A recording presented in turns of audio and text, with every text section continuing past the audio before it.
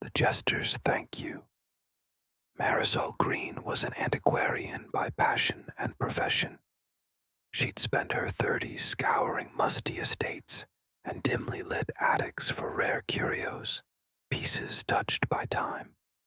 But one late autumn afternoon, on the outskirts of Ravenwood, she stumbled across something more unsettling than rare. The sprawling Victorian manse, half hidden by wind-bent pines, had been abandoned for decades.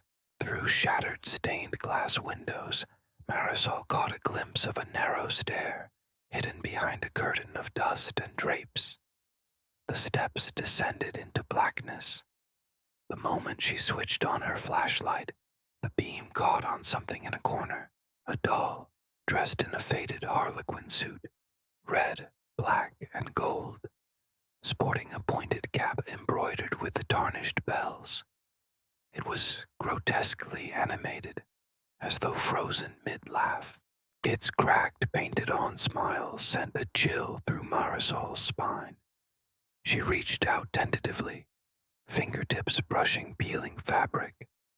Despite the dilapidation, the toy seemed oddly fresh, as though it had been preserved within the rot. In the light, she noticed the detail.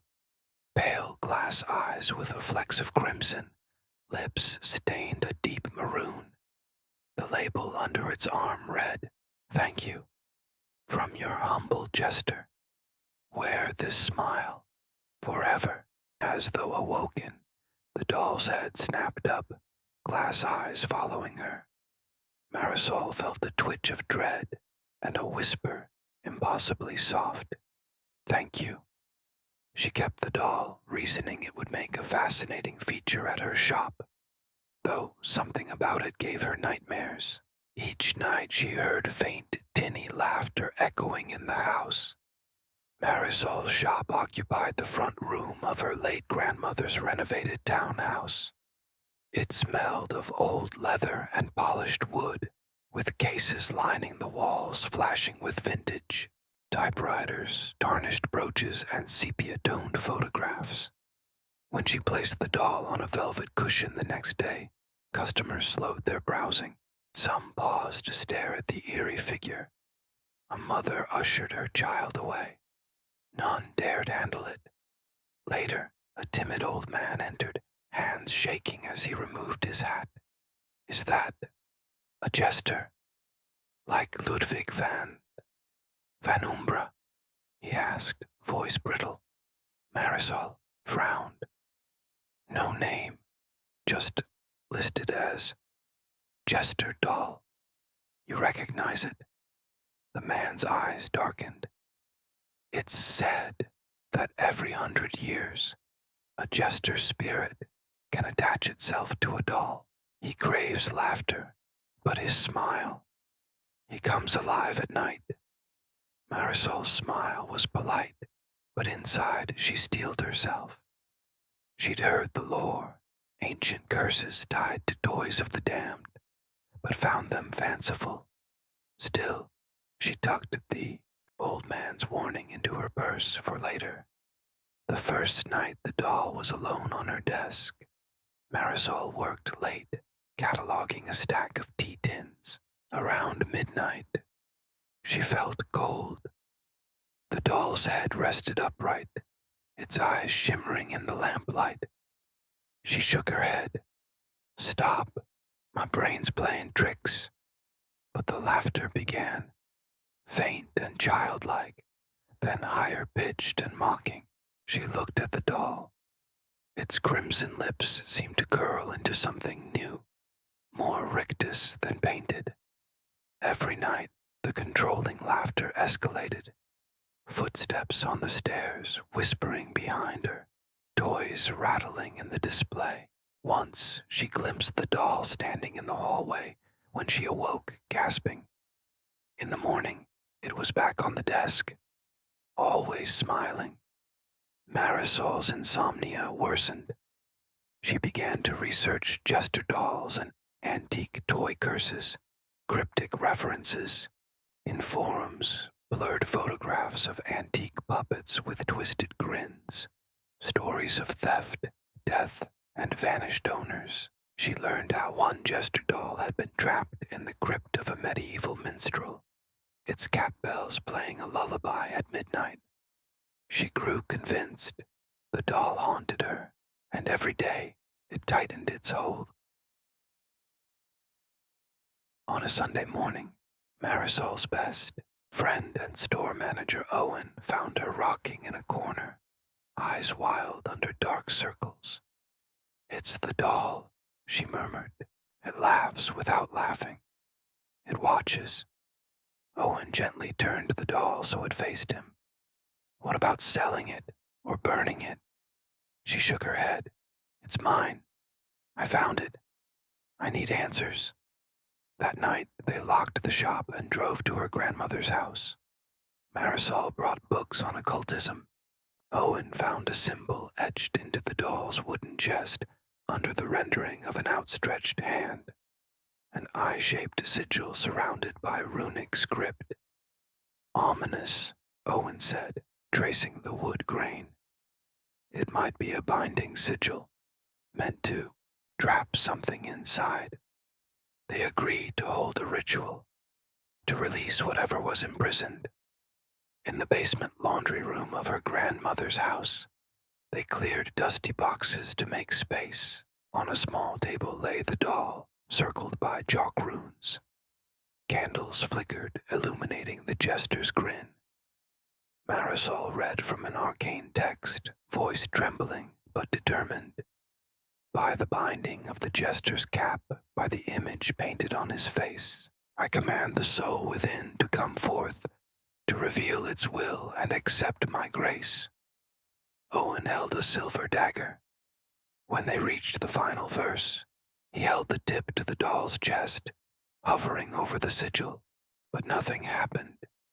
Instead, a sound. The bells on the doll's cap jingled of their own accord. A high-pitched giggle filled the room. Suddenly the candles extinguished, plunging them into darkness. Owen cried out. Marisol gasped as the chalk circle cracked. A foul gust of cold wind stung their faces. Then the lights snapped back on. The doll sat upright. Blood trickled from cracks in the wood. A voice, low and guttural, issued from its lips. That was rude. They dropped to their knees. The doll's head spun up and down, taunting. "Rude, rude, rude." Owen lunged to smash it, but Marisol grabbed his arm. "No, we need answers." Using their phones to record, they asked question after question. "Who are you? Why do you linger? No." Laughs. The doll's voice changed, calm, almost cordial. "I am redacted, once the court jester to King Bernard. I amused the sovereign and the nobility, but they grew cruel, and their laughter turned to mockery. They chained me, took my voice, my spirit. In rage, I knotted my soul to this toy, so that I would never truly die." The room chilled again. The jester continued. "I wish for laughter, but I want joy, not pain. I am torn, part humor, part terror. Release me, or contain me." Marisol and Owen exchanged glances. The doll's words were riddled with the sorrow. Marisol asked gently, "How?" The jester's glassy eyes shimmered red. A tear-like crack appeared down one cheek. It answered, "An offering, a memory of laughter, genuine, untainted, and in return, freedom." Owen shook his head. "We don't know what that means." The doll's voice dropped to a whisper. "A heartfelt thank you, a righteous celebration, a dance. That is all." Marisol understood. She rose, steadying her breath. "Come with me," she said. The next evening, Marisol prepared the shop after hours. Candles lined the glass cabinets. Soft music played, classical waltz in 3/4 time. She dressed her in antique clothing, pearls, velvet. She found a small plaque, laughter as gratitude. She positioned the Jester doll upright in the center, surrounded by candles. She invited Owen, and alone, they performed a silent dance, measured, respectful, not mocking. As they moved, Marisol whispered, "Thank you for letting us meet. Thank you for trusting us." Tears rolled softly. The candles burned steady. The music flowed. At the end, Marisol bowed low. Owen clapped his hands once and froze, because the doll applauded too, its tiny wooden hands moving in perfect mimicry. The bells on its hat chimed. The shop's atmosphere changed, no longer oppressive but still weighty. The doll's eyes gleamed. It spoke, voice gentle. "You have given me warmth. I feel peace." Light flickered. Marisol waited. Then the doll sat still, its head slightly bowed. They held their breath. In the morning, Marisol awoke in the store. The doll sat kept in the cabinet again, head tilted kindly. The label now had a new inscription in fine script. Gratitude given, smile returned. Marisol hesitated, heart thundering. She touched the glass. No trap. Over the days, the laughter ceased. No footsteps, no whispering. The doll no longer changed position. The curse, if it had been one, felt lifted. But as Marisol prepared tea for Owen that evening, she found a small note tucked into the doll's velvet pouch. "May joy follow you, and beware the next curser you meet."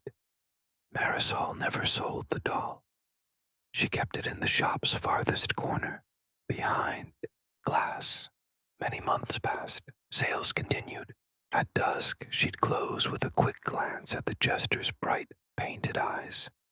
Once, a candle flickered behind the smile, but that was it.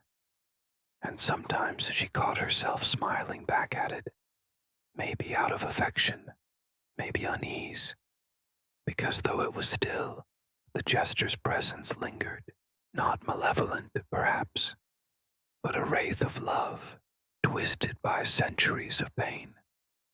Years later, after Marisol's passing, the shop became collectible. Some whispered about the legendary Jester doll. The new owner placed it in the display window beside the door. A small handwritten tag hung from its wrist. "Thank you for leading me from darkness." But on stormy nights, passers-by swore they heard faint, tinny laughter from within, and once they saw the doll's grin grow wider than its painted limits. Perhaps that was gratitude, or perhaps something else entirely.